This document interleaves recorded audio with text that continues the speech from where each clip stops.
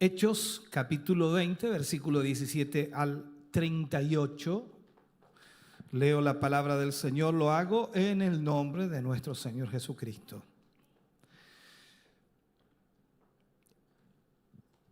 Enviando pues desde Mileto a Éfeso, hizo llamar a los ancianos de la iglesia. Cuando vinieron a él, les dijo: vosotros sabéis cómo me he comportado entre vosotros todo el tiempo desde el primer día que entré en Asia, sirviendo al Señor con toda humildad y muchas lágrimas, y pruebas que me han venido por las asechanzas de los judíos, y como que nada fuese útil, he rehuido de anunciaros y enseñaros públicamente y por las casas, testificando a judíos y a gentiles acerca del arrepentimiento para con Dios y de la fe en nuestro Señor Jesucristo. Ahora, he aquí, ligado yo en espíritu, voy a Jerusalén sin saber lo que allá me ha de acontecer, salvo que el Espíritu Santo por todas las ciudades me da testimonio diciendo que me esperan prisiones y tribulaciones. Pero de ninguna cosa hago caso, ni estimo preciosa mi vida para mí mismo, con tal que acabe mi carrera con gozo y el ministerio que recibí del Señor Jesús, para dar testimonio del evangelio de la gracia de Dios. Ahora, he aquí, yo sé que ninguno de todos vosotros, entre quienes he pasado predicando el reino de Dios, verá más mi rostro. Por tanto, yo os protesto en el día de hoy, que estoy limpio de la sangre de todos, porque no he rehuido anunciaros todo el consejo de Dios. Por tanto, mirad por vosotros y por todo el rebaño en que el Espíritu Santo os ha puesto por obispos para apacentar la iglesia del Señor, la cual Él ganó por su propia sangre. Porque yo sé que después de mi partida entrarán en medio de vosotros lobos rapaces que no perdonarán al rebaño. Y de vosotros mismos se levantarán hombres que hablen cosas perversas para arrastrar tras sí a los discípulos. Por tanto, velad, acordándoos que por 3 años, de noche y de día, no he cesado de amonestar con lágrimas a cada uno. Ahora, hermanos, os encomiendo a Dios y a la palabra de su gracia, que tiene poder para sobreedificaros y daros herencia con todos los santificados. Ni plata, ni oro, ni vestido de nadie he codiciado. Antes vosotros sabéis que para lo que me ha sido necesario a mí y a los que están conmigo, estas manos me han servido. En todo os he enseñado que trabajando así se debe ayudar a los necesitados y recordar las palabras del Señor Jesús, que dijo: más bienaventurado es dar que recibir. Cuando hubo dicho estas cosas, se puso de rodillas y oró con todos ellos. Entonces hubo gran llanto de todos, y echándose al cuello de Pablo le besaban, doliéndose en gran manera por la palabra que dijo, que no verían más su rostro, y le acompañaron al barco. Oremos al Señor. Padre, en el nombre de Jesús, vamos ante su presencia hoy dando gracias por su inmenso amor y misericordia. Gracias porque nos permite en esta hora y momento, Señor, tener su palabra en nuestra vida, y le rogamos y le pedimos que usted nos guíe y nos dirija, Señor, al poder exponerla. Es importante, Señor, lo que hoy hablaremos, y permítenos, Señor, mantenernos dentro del tema que corresponde, que nuestra mente, Señor, esté centrada en tu palabra y en tu propósito. En el nombre de Jesús pedimos, Señor, esa bendición tuya para la gloria de Dios. Amén y amén, Señor. Vamos a hablar en el día de hoy, tal como usted lo ve en la pantalla, discurso de Pablo a los ancianos de Éfeso. Discurso de Pablo a los ancianos de Éfeso. Esta es la lección número 8 de la serie Huellas que estamos llevando a cabo. Nos quedaría una sola lección más para cerrar con esta serie que hemos tomado. La motivación de Pablo en el ministerio, esa es la pregunta que nosotros quizás debemos dilucidar. ¿Cuál era la motivación que él tenía? Creo que esta es la única predicación en los Hechos de los Apóstoles que va dirigida a una audiencia cristiana, directamente cristiana, y tiene además la particularidad de que los asistentes eran ancianos de la iglesia. Pablo se reunió con ellos en la ciudad de Mileto, cuando regresaba de su tercer viaje misionero con rumbo a Jerusalén, a donde esperaba, por supuesto, poder llegar para entregar la ofrenda de los hermanos gentiles que habían reunido para sus hermanos judíos. El propósito de Pablo al convocar esta reunión con los ancianos de Éfeso era animarles por medio de su presencia, primero, y segundo, instruirles en vista de los peligros que se avecinaban, exhortándoles a cumplir con fidelidad el ministerio en el que habían sido colocados por el Señor, y también pedirles a ellos, porque aún no sabía qué le iba a acontecer en Jerusalén, o sea, tenía la convicción de que no volvería a verles y al mismo tiempo ellos no volverían a verles más. Ahora, en Hechos capítulo 20, versículo 22 al 25, para ver algo, dice: ahora he aquí ligado yo en espíritu, voy a Jerusalén sin saber lo que allá me ha de acontecer. Salvo, dice él, que el Espíritu Santo por todas las ciudades me da testimonio diciendo que me esperan prisiones y tribulaciones. Pero de ninguna cosa hago caso, ni estimo preciosa mi vida para mí mismo, con tal que acabe mi carrera con gozo y el ministerio que recibí del Señor Jesús para dar testimonio del Evangelio y de la gracia de Dios.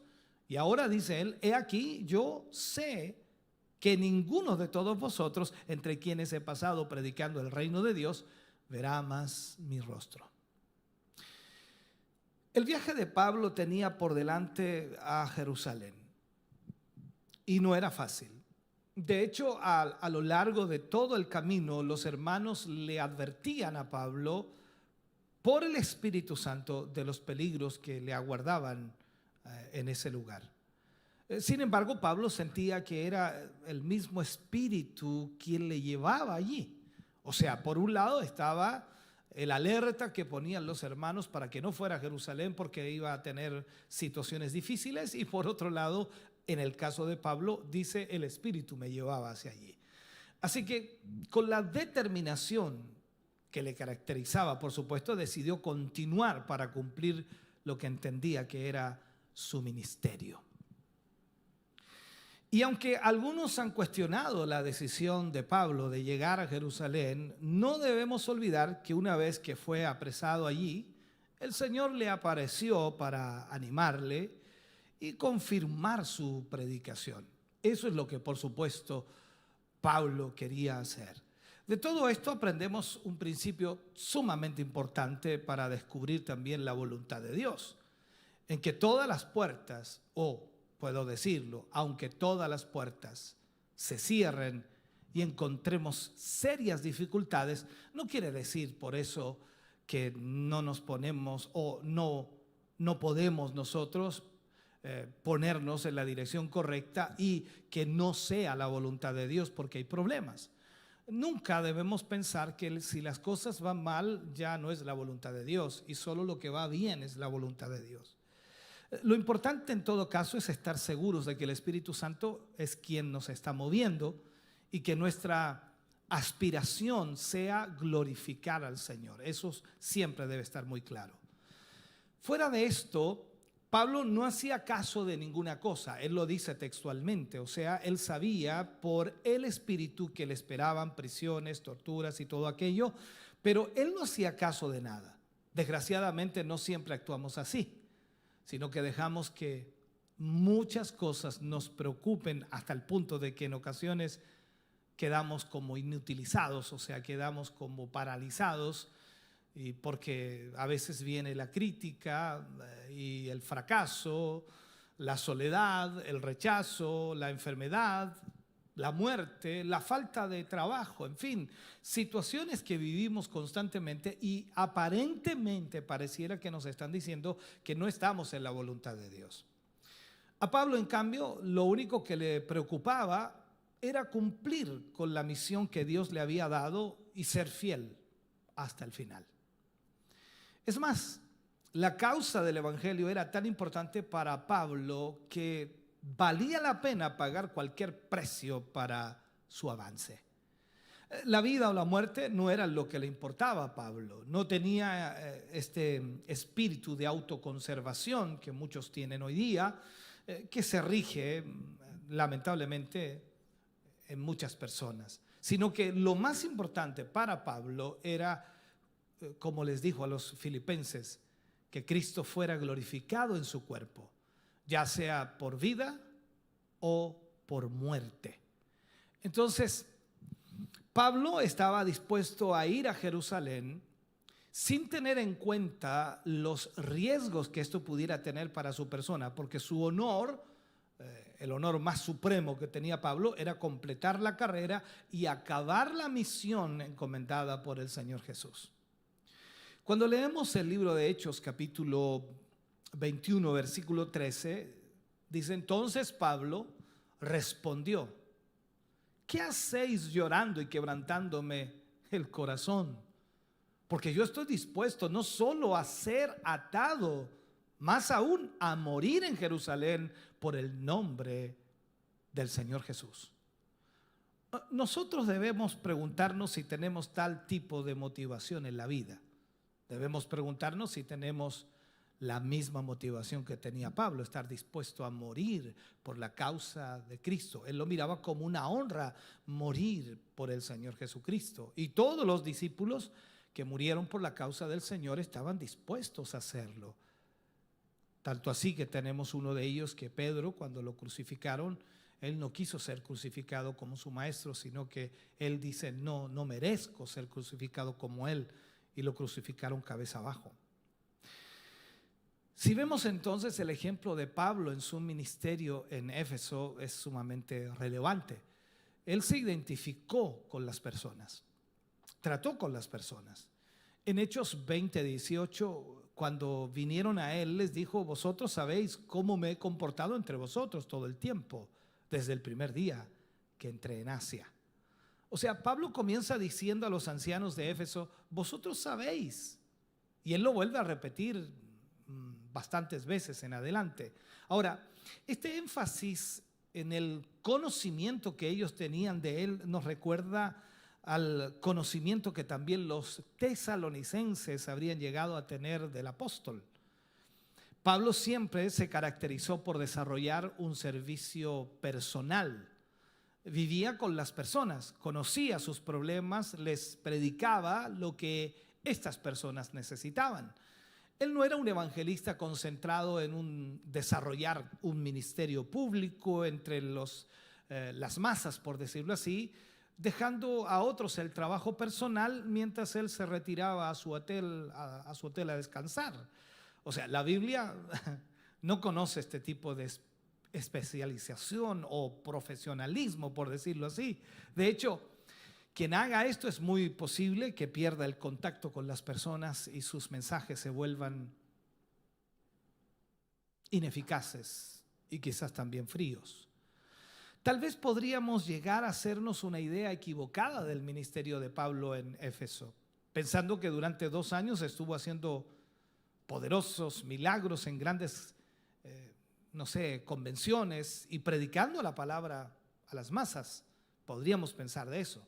Sin embargo, el relato increíblemente nos da una cosa totalmente diferente. El relato de su discurso a los ancianos, por ejemplo, reunidos en Mileto, nos revela que su labor tuvo mucho más de personal con las personas. de tal manera que su enseñanza pública se complementaba con una labor mucho más personal llevada a cabo en sus propias casas. ¿Qué es lo que hacía Pablo allí? Los amonestaba a cada uno de ellos de noche y de día con muchas lágrimas, dice él mismo. Pablo siempre mostraba una disposición a servir al Señor con toda humildad, acercándose con sencillez a las personas. No marcaba distancias por el hecho de ser apóstol. O sea, no es que él se creía mayor que los demás, sino que los veía a todos por igual. Esta es una de las virtudes más difíciles de practicar en nuestros días, porque se considera que ser humilde equivale a despojarse de las cualidades que aseguran el éxito. El mundo hoy día nos enseña constantemente que debemos ser agresivos, imponernos, hacer valer nuestros derechos. Eso es lo que todo el mundo pelea hoy, porque de otra manera nos aplastarán y nunca llegaremos a ninguna parte. Eso es el pensamiento que tiene el mundo. Claro está que en contraste con esto tenemos la palabra del Señor. Él dijo: aprended de mí, que soy manso y humilde de corazón. El apóstol Pablo siguió esta norma en sus relaciones. Y esta fue la clave para establecer amistad con tantas personas y de tan diversas procedencias, y también, por supuesto, de diferentes estados sociales o niveles sociales. Esto lo podemos percibir entonces a través de los saludos que envía al final de muchas de sus cartas, ¿no? En muchas cartas él envía estos saludos muy personales. Lamentablemente, este acercamiento sincero es cada vez menos popular en nuestros días. Valoramos mucho nuestra independencia y preferimos separar nuestra vida privada de nuestros ministerios. El resultado es un ministerio a veces superficial, pero notemos que hasta el mismo Jesús basó su ministerio en la amistad con sus discípulos. Ahora, ya dice él, y en el libro de Juan 15:15 dice: ya no os llamaré siervos, porque el siervo no sabe lo que hace su Señor, pero os he llamado amigos, porque todas las cosas que oí de mí o de mi Padre, os las he dado a conocer. Pablo lo que hace es expresar muy bien este acercamiento que tiene con los discípulos, un acercamiento abierto, un acercamiento sincero, en las palabras que por supuesto también escribe Pablo a los corintios. Ellos habían cerrado su corazón al apóstol, pero él les respondió abriéndoles una vez más el suyo con el fin de recuperarles o detener nuevamente esa relación. En 2 de Corintios 6, 11 al 13 dice: nuestra boca se ha abierto a vosotros, oh Corintios, nuestro corazón se ha ensanchado. No estáis estrechos en nosotros, pero si sois estrechos en vuestro propio corazón, pues para corresponder del mismo modo como a hijos hablo, ensanchaos también vosotros. O sea, sean también como nosotros, que hemos abierto nuestro corazón para ustedes. Ustedes no cierren su corazón, ábranlo. Pablo asumió también el sufrimiento como parte de su ministerio. Lo hemos analizado en varios temas. En Hechos 20:19 dice Pablo: sirviendo al Señor con toda humildad y con muchas lágrimas y pruebas que me han venido por las acechanzas de los judíos. La labor de su ministerio o la labor de un ministerio nunca es fácil. El mismo Pablo nos da ejemplo de ello. Cada iglesia local se edifica y se sostiene con muchas lágrimas, con muchas preocupaciones, con muchos desvelos. No es fácil. Quien no esté dispuesto a asumir este costo personal nunca podrá dedicarse al ministerio cristiano. Si no estamos dispuestos a asumir que vamos a tener conflictos o problemas o dificultades, creo que mejor es retirarnos. Pablo estaba dispuesto a hacerlo y de hecho, por supuesto, se gozaba en ello. Cuando vemos el libro de Colosenses capítulo 1, versículo 24, dice: ahora me gozo en lo que padezco por vosotros y cumplo en mi carne lo que falta de las aflicciones de Cristo por su cuerpo, que es la iglesia. Ahora, este tipo de compromiso con el evangelio es un fuerte estímulo para otros porque deben hacer lo mismo. Por supuesto, no todos siguen los buenos ejemplos que tienen a su alcance. Lamentablemente, mucha gente hoy no sigue los buenos ejemplos. Pero esto no le quita valor a la gran verdad de que el compromiso produce compromiso. La mejor manera de animar a otros es mostrando nuestro entusiasmo, nuestra disposición para servir al Señor, nuestro anhelo de servir al Señor. Y Pablo era alguien que motivaba a otros con su ejemplo. Pablo predicó, y él dice a los ancianos de Éfeso que él predicó toda la palabra revelada. O sea, él entregó todo lo que él conocía, lo que él entendía, lo que él comprendía. En Hechos 20:20 dice: nada que fuese útil he rehuido de anunciaros y enseñaros públicamente por las casas.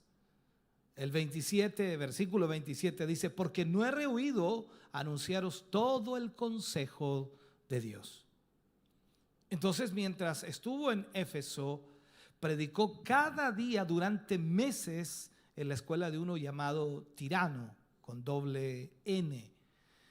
Esto ya era de por sí tremendamente agotador, debemos analizar un poco eso, pero además también lo hacía por las casas, o sea, esto sin dejar de trabajar para poder sostenerse económicamente a él y a su equipo de trabajo o colaboradores que tenía. Por otro lado, debemos prestar atención al hecho de que en su predicación anunciaba todo el consejo de Dios. Es decir, todo lo que Dios había revelado a su vida. Estaba comprometido. Pero por mucho que la gente viera a Pablo predicar, no importa que les pareciera impopular lo que él predicaba, él aconsejaba con toda la palabra de Dios. Además, fue bastante perseverante. Predicó día y noche por 3 años. Y aquí está la clave del éxito: usar bien el tiempo y ser perseverante. En Hechos 20:31 dice: por 3 años, de noche y de día, no he cesado de amonestaros. Pablo en sí estuvo también volcado en la evangelización. En Hechos 20:21 dice: testificando a judíos y a gentiles acerca del arrepentimiento para con Dios y de la fe en nuestro Señor Jesucristo. O sea, la tarea de enseñar la palabra de Dios era complemento con la evangelización. Aunque no deberíamos separar la una de la otra, puesto que la mejor manera de evangelizar es enseñar la palabra. Esto hacía sin distinción de personas, o sea, a judíos y a gentiles. A quien tuviera por delante, en otras palabras, Pablo le predicaba. Y notamos que el núcleo de su mensaje era el arrepentimiento y la fe en Cristo. La fe sin arrepentimiento es vana, es estéril, no tiene fundamento. Lo mismo que el arrepentimiento sin fe. O sea, tienen que ir ligados los dos en el proceso y en la forma correcta. La exhortación, por ejemplo, de Pablo que él hacía, cuando él menciona, por supuesto, que de alguna forma él fue ejemplo para que los demás pudieran también imitarlo, comienza su exhortación a los ancianos de esta manera, aunque pronto volverá nuevamente a su propio ejemplo. Ahora, él sabía que una exhortación es mejor recibida si va acompañada por el ejemplo de la persona que lo hace. Él sabía que los ancianos de Éfeso iban a observarlo a él mientras él enseñaba o hablaba. O sea, si está diciendo algo de la palabra de Dios, entonces él también lo está practicando. Recuerden las palabras de Jesús acerca de los fariseos, cuando les dice el Señor a los discípulos: hagan todo lo que ellos os dicen, pero no imiten sus hechos, porque ellos hablan y no hacen. Veamos a qué les exhortó Pablo. Pablo exhortó a los ancianos de Éfeso a cuidar de sí mismos y de la iglesia de Cristo. En Hechos 20:28 dice: por tanto, mirad por vosotros y por todo el rebaño en el que el Espíritu Santo os ha puesto por obispos para apacentar la iglesia del Señor, la cual Él ganó por su propia sangre. Pablo entonces comienza llevándolos a considerar el tremendo privilegio y la responsabilidad que el Señor les había dado al ponerles como obispos de las congregaciones. Los ancianos u obispos que supervisan o pastorean en realidad alimentan, guían, velan por el rebaño, son necesarios, por supuesto, en la iglesia, y ellos deben estar allí para hacerlo. Pero se subraya el hecho de que solo el Espíritu Santo puede colocar a los pastores que han de dirigir el rebaño de Cristo comprado por su sangre. Esto es muy importante lo que Pablo marca aquí. Quien se coloca en esta posición sin haber sido designado por el Espíritu Santo se convierte en un usurpador.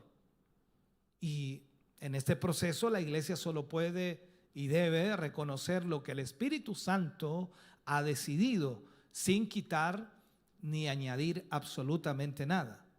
Por otro lado, la iglesia es presentada aquí como la iglesia del Señor, la cual Él ganó por su propia sangre. El pastor no debe olvidar que la iglesia no le pertenece a él.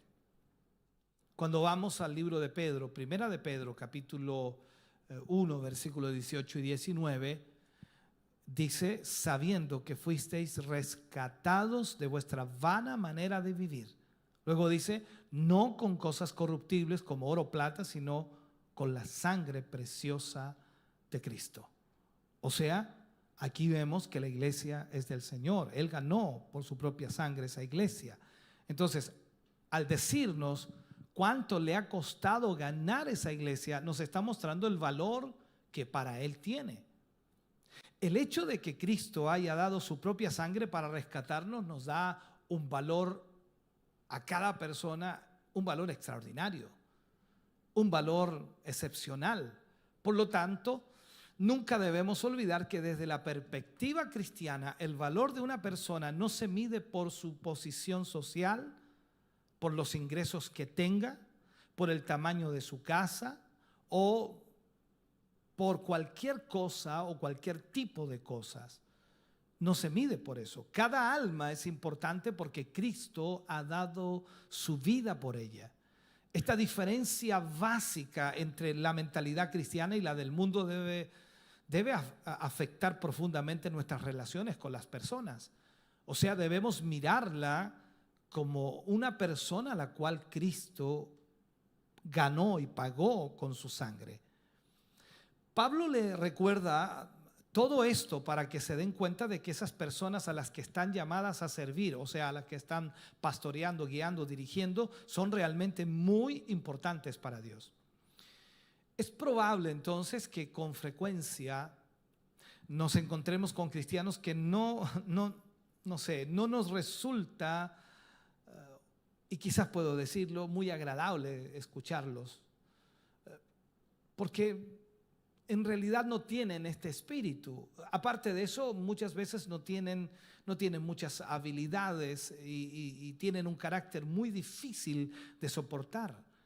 Y pareciera que, hay que rechazarlos por estas circunstancias, porque no son muy agradables, porque son un poco débiles, porque en realidad son difíciles de soportar en su carácter. Sin embargo, cuando recordamos lo que Cristo hizo para salvarlos, debemos cambiar nuestra manera de pensar, debemos cambiar nuestro enfoque y considerar un privilegio poderle servir.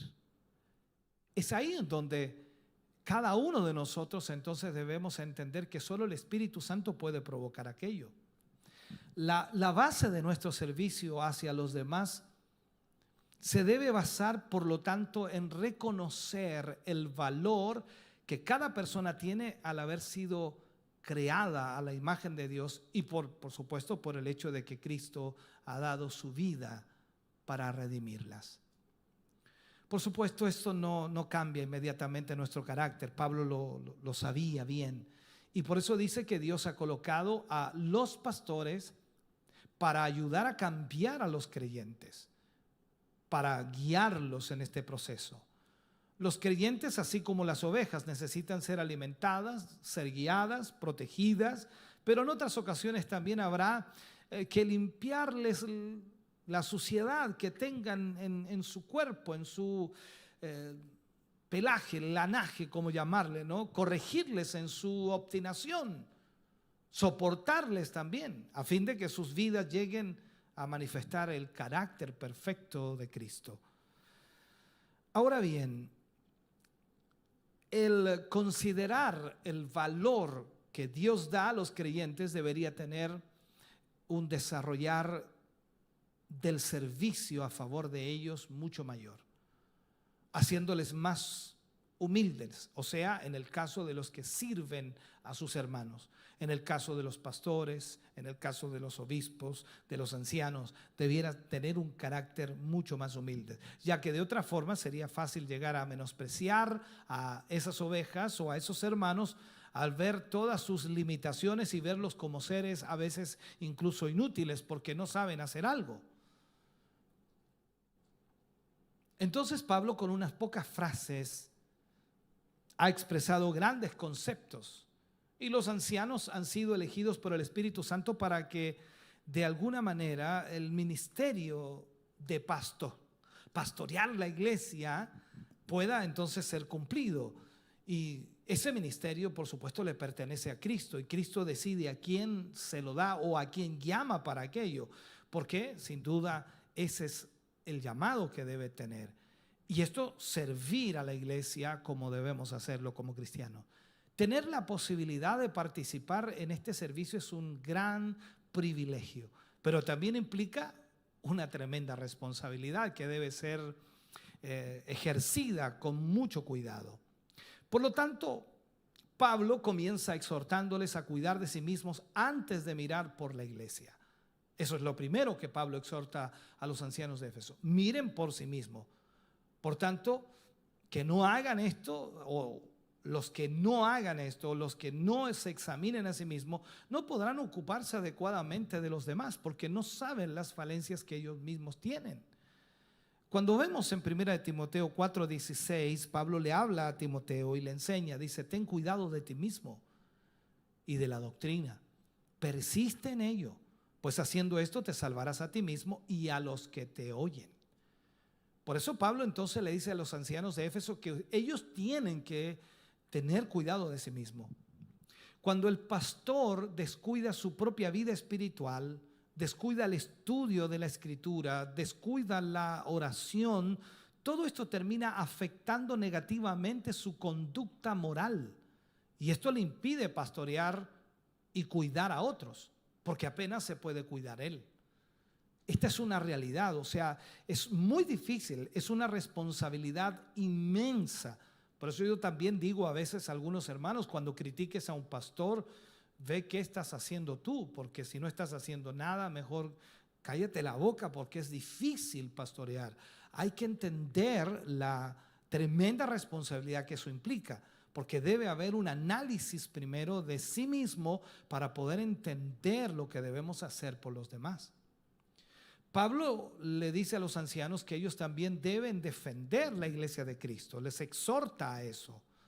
En Hechos 20, versículo 29 y 30 dice: porque yo sé que después de mi partida entrarán en medio de vosotros lobos rapaces que no perdonarán al rebaño.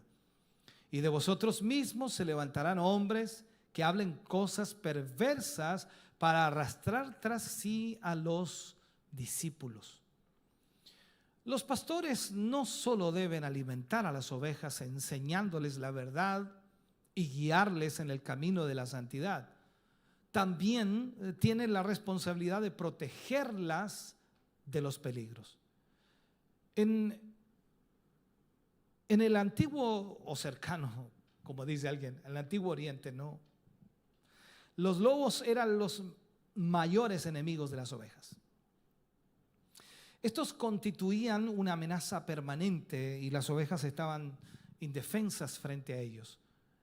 Por eso los pastores no podían permitirse descansar mientras que las vigilaban. O sea, no es decir, voy a dormir mientras las ovejas están allí dispersas. En el ámbito espiritual, los cristianos tampoco están exentos de los peligros. Pablo se refiere a estos enemigos como lobos rapaces y dijo que estarían en medio de ellos. O sea, el Señor usó la misma expresión para advertir acerca de los falsos profetas. Recordemos en Mateo capítulo 7, versículo 15. Guardaos de los falsos profetas que vienen a vosotros con vestidos de ovejas, pero por dentro son lobos rapaces. O sea, además de tener enseñadores fieles, las iglesias deben conocer la actividad de los falsos maestros. Nosotros debemos hacerlo. Son personas que no han sido comisionadas por Dios, los falsos maestros, sino que están en el ministerio por voluntad propia. Su mensaje normalmente es un mensaje de engaño, no procede de Dios, sino que hablan por su propia cuenta, comunican sus propias ideas, sus propios pensamientos, y no son fieles a la revelación divina. Suelen predicar no lo que Dios quiere que ellos digan, sino lo que la gente quiere escuchar. Por allí ya va entendiendo. Son maestros que distorsionan la verdad, elaboran doctrinas extrañas, retorcidas, que no tienen aseveración bíblica. Tampoco sus motivaciones son nobles, sino que se mueven por razones egoístas o ambición personal. En la intimidad de su corazón no son lo que pretenden ser en la vida pública. Su meta, aunque no la admitan, es conseguir que los discípulos los sigan a ellos. Quieren dominar el rebaño como si fuera suyo y no quieren reconocer que no les pertenece a ellos, sino a aquel que los compró por su propia sangre. En realidad lo que quieren hacer es fomentar su tiranía sobre el rebaño. Son especialmente peligrosos porque son capaces de disfrazarse como ovejas. Es lo que más o menos Pablo está mostrándole a los ancianos de Éfeso. Se hacen pasar por siervos de Dios, pero en realidad son agentes del maligno. Detrás de su sonrisa fácil esconden los colmillos de la bestia feroz, como dice alguien por allí. Recordemos lo que Pablo aconseja también a los corintios, en 2 de Corintios capítulo 11, versículo 13 al 15. Porque estos son falsos apóstoles, obreros fraudulentos que se disfrazan como apóstoles de Cristo. Y no es maravilla, porque el mismo Satanás se disfraza como ángel de luz. Así que no es extraño si también sus ministros se disfrazan como ministros de justicia, cuyo fin será conforme a sus obras. Su finalidad principal es la de introducir el error y la herejía dentro de la iglesia de Cristo. Tan importante es este peligro que todos los escritores del Nuevo Testamento nos advierten de él de una manera u otra. Tenemos que tener cuidado allí. Judas habla en el capítulo 1, versículo 4, dice, porque algunos hombres han entrado encubiertamente, los que desde antes habían sido destinados para esta condenación, hombres impíos, que convierten en libertinaje la gracia de nuestro Dios y niegan al Dios único, soberano, y a nuestro Señor Jesucristo. En 2 de Pedro 2:1 dice, hablando de esto, introducirán encubiertamente herejías destructoras y aún negarán al Señor que los rescató. Por eso, la labor de los pastores debe ayudar a la iglesia a diferenciar en realidad lo que es la verdad de la mentira, entre los falsos maestros y los auténticos. La labor de los pastores es esa. Y la forma de hacerlo es denunciando el error. Este énfasis no es muy popular ahora, ¿no? Con frecuencia se nos insiste que seamos positivos en nuestra predicación, nunca negativos. Ahora, en nuestro tiempo no hay interés por las batallas teológicas. La defensa de la verdad ha sido sustituida por los aspectos experimentales de la fe. En realidad es muy difícil que con la falta de conocimiento que existe hoy día, esa falta de conocimiento bíblico que muchos cristianos tienen, puedan realmente defender adecuadamente la doctrina. No tienen una base. Aún muchos pastores sufren de esto mismo, que no tienen una base de conocimiento. En tal caso, por supuesto, solo son capaces de defender ciertos aspectos más relacionados con su propia denominación que con la doctrina bíblica. Por esta razón se hace urgente emplear cada día mucho tiempo en la formación bíblica, en el estudio bíblico, conocer la palabra. Pero en la Biblia vemos que tanto el Señor como sus apóstoles denunciaron enérgicamente las falsas doctrinas. Y de hecho, el Señor hizo notar que no hacerlo es una actitud propia del pastor asalariado. Estos son aquellos que cuando ven el peligro no hacen nada, porque en realidad no les importa el rebaño de Cristo y lo dejan a merced de las fieras salvajes. Por último, Pablo hace notar que este peligro puede venir de fuera, pero también dentro del rebaño. Esto último es especialmente doloroso y más difícil de entender todavía o más difícil de combatir. No hay nada que confunda más a las ovejas que aquellos hombres que profesan ser siervos de Dios y enseñen al rebaño falsas doctrinas. Déjame cerrar este mensaje en el día de hoy y simplemente con los últimos enfoques que podría tocar de este tema. Pablo a los ancianos de Éfeso les exhorta a usar bien los recursos a su alcance. Dios y la palabra de su gracia. Ese es el enfoque de Pablo. En Hechos 20:32 dice: y ahora, hermanos, os recomiendo a Dios, o encomiendo a Dios, y a la palabra de su gracia, que tiene poder para sobreedificaros y daros herencia con todos los santificados. Pablo no dejó estructuras u organizaciones. Pablo no dejó eso. La confianza de los pastores y de todos los miembros en general debe estar puesta en Dios y en su palabra. Y aquí se encuentran todos los recursos necesarios para edificar la iglesia de Dios. Entonces Pablo les exhorta a considerar esto. Y ahí hay un ejemplo tremendo. En Hechos capítulo 20, versículo 33 y 35 o al 35, Pablo dice esto, dice: ni plata, ni oro, ni vestido de nadie he codiciado. Antes vosotros sabéis que para lo que me ha sido necesario a mí y a los que están conmigo, estas manos me han servido. En todo os he enseñado que trabajando así se debe ayudar a los necesitados y recordar las palabras del Señor Jesús, que dijo: más bienaventurado es dar que recibir. Antes de terminar entonces, Pablo viene y apela a su propio ejemplo en el servicio del evangelio.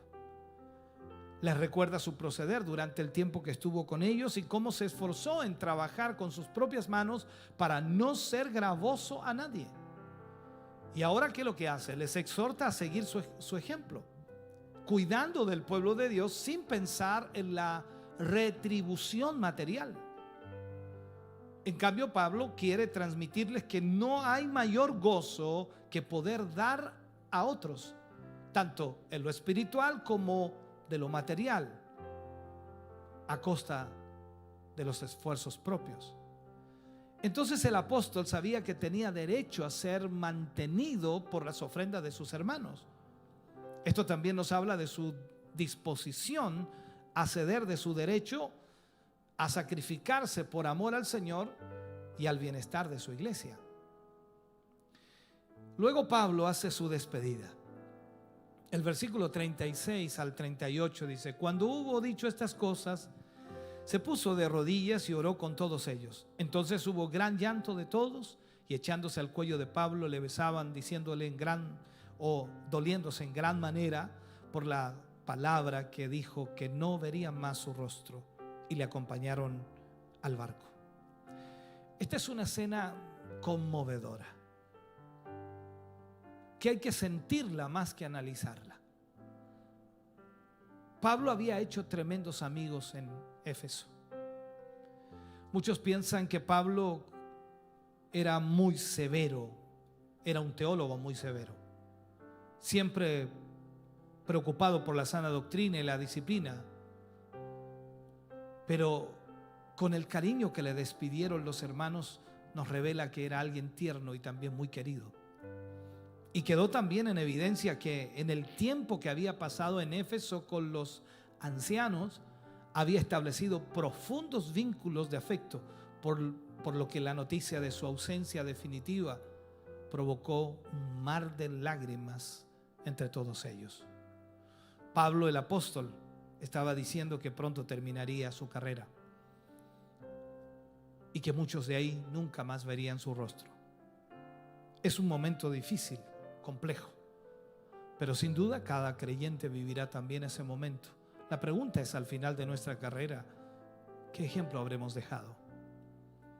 ¿Cuáles serán nuestras palabras mostrando el ejemplo de nuestra propia vida para que otros lo sigan? Ahí está la gran incógnita para nosotros. Quiero invitarles a orar. Padre, en el nombre de Jesús, vamos ante tu presencia en esta hora, Señor, y en este momento, agradeciéndote, Señor, tu gran bondad, amor, agradeciéndote, Señor, porque nos has permitido tener tu palabra en nuestra vida hoy. Y te pedimos y te rogamos, Señor, que cada uno de tus hijos y de tus hijas, Señor, pueda ser bendecido y bendecida. Esta palabra, Señor, que hoy hemos enseñado, y como cada lección que hemos tomado, es para que nosotros analicemos nuestra propia vida, de ver qué estamos haciendo, cómo lo estamos haciendo. Si realmente, Señor, entendemos lo que significa llevar el evangelio y predicarlo, cuáles son las motivaciones que tenemos al hacerlo. Señor, gracias por esta palabra. Bendecimos tu nombre, Señor, y agradecemos esta instancia. En el nombre de Jesús, amén y amén. Cantamos.